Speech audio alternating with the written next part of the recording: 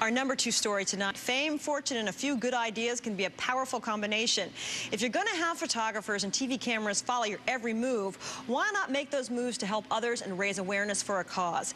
Brad Pitt and his baby's mama, Angelina Jolie, bought a house in New Orleans last January because they say they fell in love with the city. Now they are working to help rebuild healthy homes for the city's displaced residents, houses that are also healthy for the environment. NBC's Ann Curry met up with Mr. Pitt in NOLA. I mean, this house here looks like a standard construction site, but it is really dedicated to the quality of life of the family that'll live here. It is about fairness. It's about dignity. When Brad Pitt looks around New Orleans, he sees a series of wrongs, but he also sees an opportunity to make some things right for the displaced poor of the lower 9th Ward. It's a justice issue.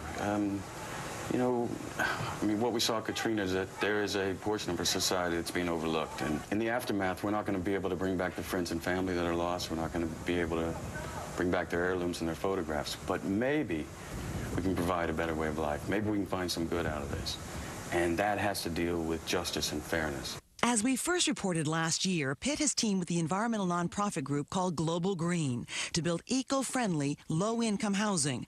A year after completing the design stage, the project is well underway, cutting through bureaucratic and political red tape to provide something tangible for the victims of Katrina. A month after the storm, they're the ones that decided, and we found them and started working with them. So it was not, you know, the environmental nonprofit leader, Brad Pitt, that solely made this decision. It was a neighborhood resident. This is a moral position that says it's not okay anymore to say, okay, we'll just build a little cheap house. Okay. It's not okay. You can live there. I'm not going to live there, but you can live there. You see that FEMA trailer over there? It's rife with formaldehyde. That trailer that the people are having to stay in is poisoning them even as we speak. That is not respect for the people. You sound like you're speaking not just as somebody who's coming from the outside, and you're coming in and you're looking at it and saying, this is not right. It sounds like you're now speaking as a New Orleans resident. I care very much for the area. I met a 60-year-old man who, when I first arrived here to look into this, and he had said, I did everything right. I got a job. I bought a home. I raised my kids in that home. They did the same.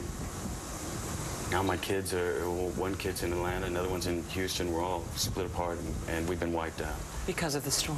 What do I do? And he's right, and that's unacceptable.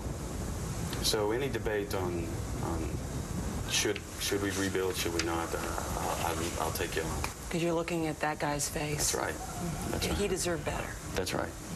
So is enough being discussed on the political level and the presidential level about this topic? What needs to happen I think it'll be a big topic in the upcoming elections, and has it been enough of a big topic? No, it hasn't been enough. But this place here is a small victory in that direction. It doesn't feel like much of a victory when you look at the overall problem here. And you know, Katrina was a man-made disaster. The misconception is that it was nature. But this is man-made. Decades and decades of erroneous engineering moves, really bad, irresponsible moves that I believe government has a responsibility to make right.